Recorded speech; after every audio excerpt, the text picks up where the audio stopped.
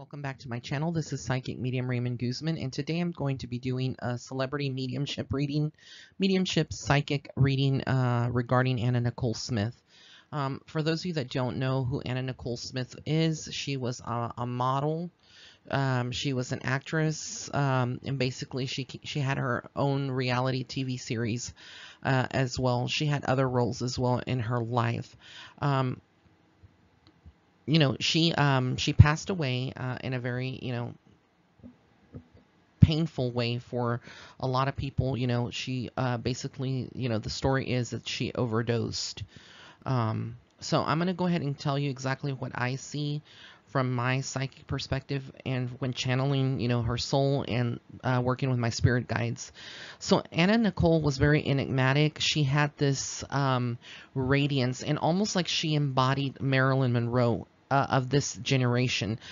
She carried, I believe she idolized Marilyn in many ways, but in many ways she had that same thing that Marilyn had, that star power, that, it wasn't just her facial features and her beauty that drew people in, but almost like that childlike innocence in her soul. A lot of people that would be listening to this may have seen her in a different way, and I understand that. But very much when you would look at Anna Nicole, or you would hear her on TV and just in interviews, you could tell that there was still this kind of childlike innocence that she had still in her soul, and I think that radiated a lot of purity and beauty to the people out around her, and she was very magnetic, her personality, so she automatically drew a lot of people towards her. Unfortunately, I feel like the world that she was in was a very fast world, and it was ever changing. When I tune in, I feel like everything that she went through was different changes. Every aspect, every relationship that she was in was one different from the other. So, she never found peace here on earth. I don't feel like she had a moment of where she could actually just say that she was happy with her life and peaceful. Yes, she had lost some weight, she had had some surgeries done, or had modified her body, but she wasn't ultimately happy. I get that, she was not happy at all. There was a lot of sadness, a lot of people trying to control her and pull her in different directions. And they saw her as a sex symbol rather than a human being.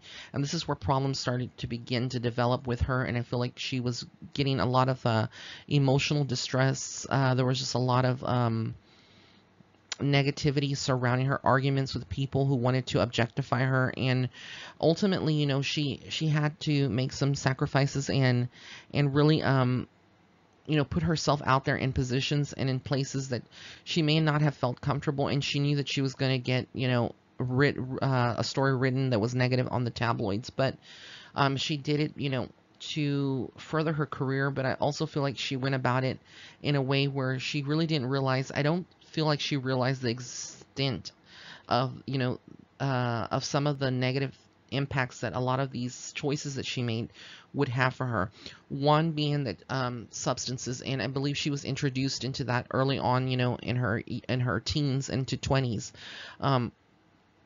But I do pick up a lot of substances around her, and it was something that just didn't happen over the last few years of her life.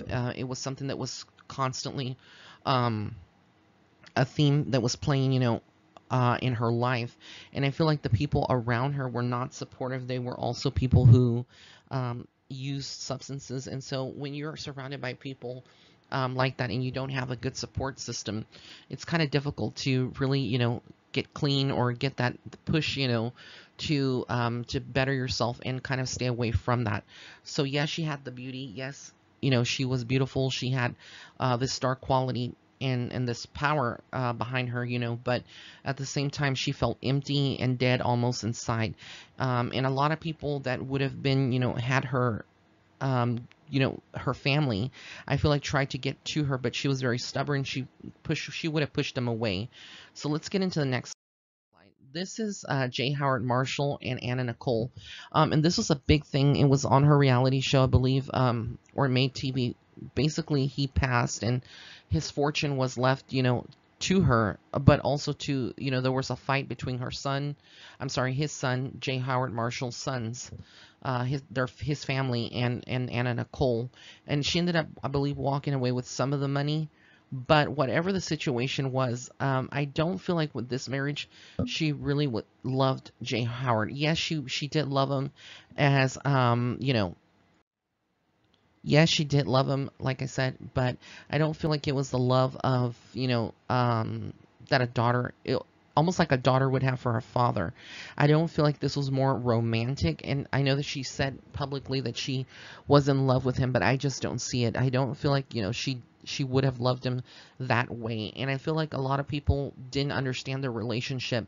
Um, but ultimately I feel like he did love Anna Nicole in many ways, and it's kind of hard, because of the age, and people would be calling her a gold digger, which is a very derogatory name to be using. But I feel like there was a pure love there for him as like a father figure for her.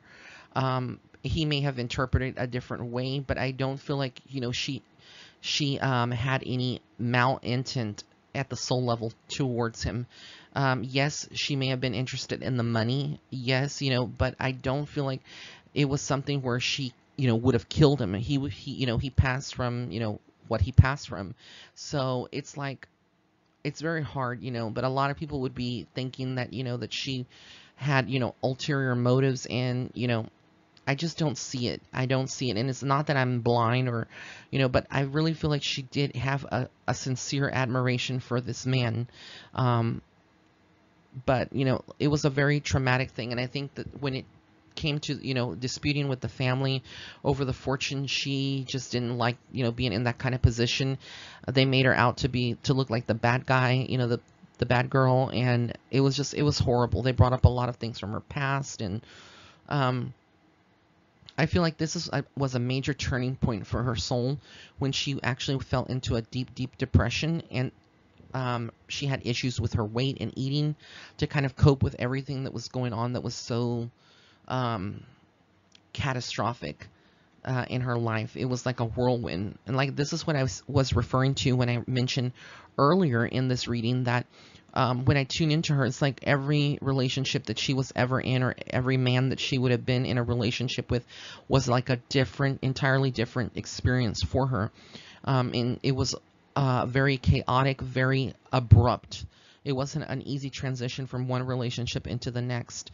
And in between these, these marriages or relationships, there was other men involved too who wanted to like be someone in control of Anna Nicole and her career. So let's get into the next slide here.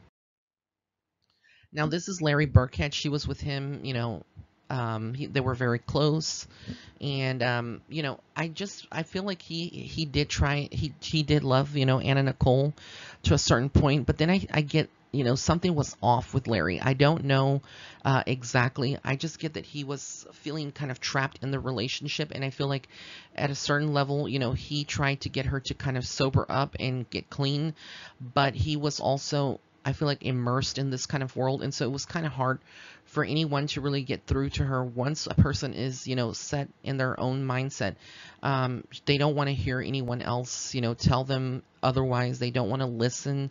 They ultimately just want to be left alone and continue to do what they want to do. And she had the money to do substances and other things that she did. So it wasn't something like Larry could stop her, but I really do feel that he genuinely loved her.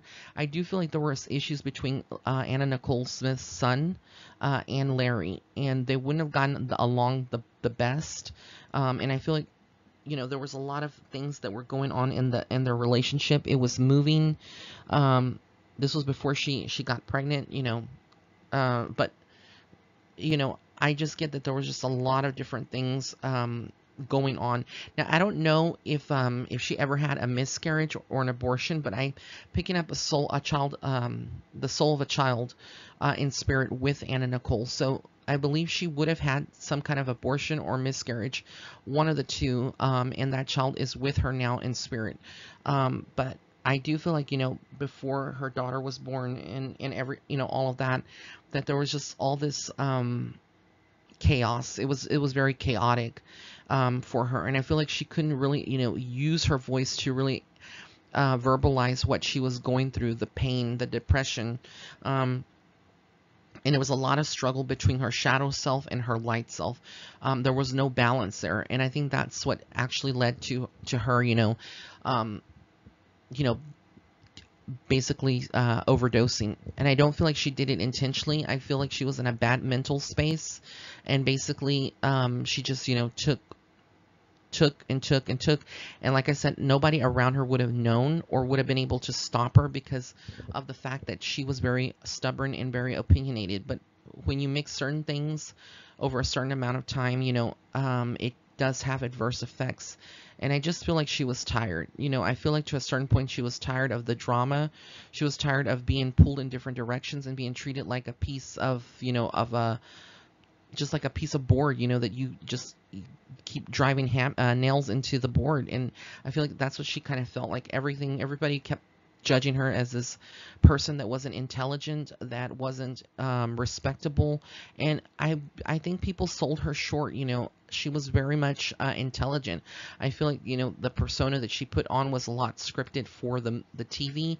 But ultimately, Anna Nicole, she didn't get to where she is, where to where she was, being someone that's just not smart or intelligent. She had to, align herself with certain people and make certain key business decisions to get to the level of success that she did get.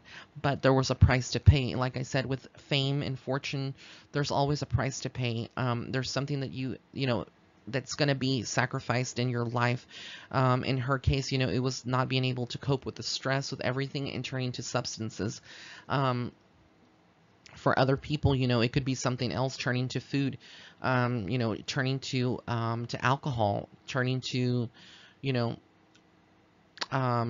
anything else that, anger, committing violence and stuff like that. So there's just different things that, and I feel like she was trying to make a decision prior to, like, days before her passing, make a decision about her career, where it was going to be going. And there was just like some kind of, I feel like she had conversations where she was just yelling at people and telling them they needed to get it together. And it was always like that. Like, I feel like she had to kind of, always give her final say and have a final say in everything, because so many people were just pushing her around. And then I feel like she got to a point where she just said, threw her hands up and was like, whatever. And she just gave up. She just didn't feel like continuing. And this is where I feel like that day that led to her passing, she just kept taking substances, and it led to, to that. And nobody would have been able to stop her. I don't feel like I said, she did it intentionally. I don't feel like it was something like that. I feel like it was, an accident. In the way that it comes across from her soul. And ultimately, I feel like she is sorry. That's the message for Larry and for her son and her daughter, is that she's sorry that she's not there, but she loves them with all her heart.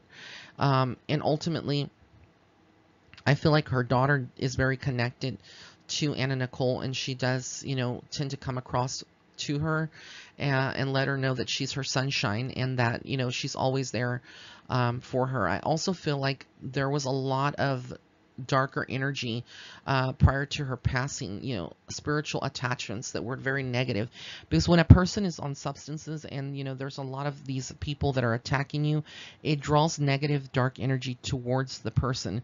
And so I feel like there was a dark cloud kind of following Anna everywhere she went. But she had that light in her, but if it was, that I feel like that negativity was something that kind of fed on her emotions and led her to finally, being in a bad place one day. That's all it takes, just a couple of hours or minutes.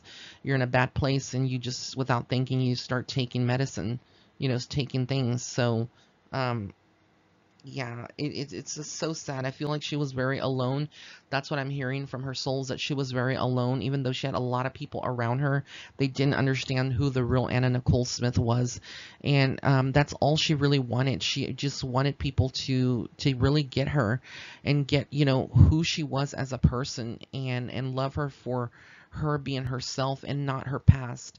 Because I think, the decisions, the career choices that she made, working in a club and doing all the stuff that she did early on, I think a lot of people kept, you know, that image in their mind of her. And I think that's what a lot of people that would be tuning in do with a lot of celebrities. You know, they don't see them as human beings. They see them as these people, and they judge them for their past, you know, mistakes or their past choices. But, you know, you know, those of you that would be tuning in, you have probably made choices that you're not proud of in your life in the past, you know. But who's judging you? You know, that's the question. Who's judging you against the things that you've done? And that's kind of the you know, my whole thing about this reading today, and the whole message behind Anna Nicole is to remember her as the beauty that she was and the beautiful soul that she had. And I feel like, you know, a lot of people that now would be, you know, tuning into this that maybe didn't like her because, you know, of what she, you know, her career choices or what she chose to do. You know, no one is perfect. Everybody has their flaws. You know, you can sit here all day and judge someone, you know, that you don't know, or judge them if even if you know them, and judge them, you know. But your life is not perfect. None of us are perfect. We all have, like I said, our flaws and our imperfections. And, you know, it's just a part of who we are, but we're all unique and beautiful in our own certain way. And I feel like if we could just embrace, you know, embrace that, and help people. If you see someone that is struggling with an addiction, you know, do what you can. Ultimately, I know it's going to be up to them. It's going to be up to their choice, but try to help them, be there. You know, talk to them, because sometimes that could be the, you know, the lifesaver and what saves them, having that level of communication and breaking through, you know, their barriers that they have up. Sometimes all they want is just someone to be there to listen to them. Even a text message, you know, it makes a difference in a person. So this was my reading for Anna Nicole Smith. I want to thank you for tuning in. If you did like this video, please give it a thumbs up. If you had anybody else that you want me to do a celebrity psychic reading on, please comment in the comment section below. I have not ignored you. I have Patti LaBelle. I have Chris Brown and other people that I will be doing. Some of the ex-members of Destiny's Child, and, you know, just a lot of people, Jennifer Aniston. So stay tuned to these videos. I'm going to be starting to do them daily again, getting back in action. So if you'd like to set up a private reading, you can go to my website. That's www.raymondguzman.net/shop. Blessings and love and light. Have an amazing day.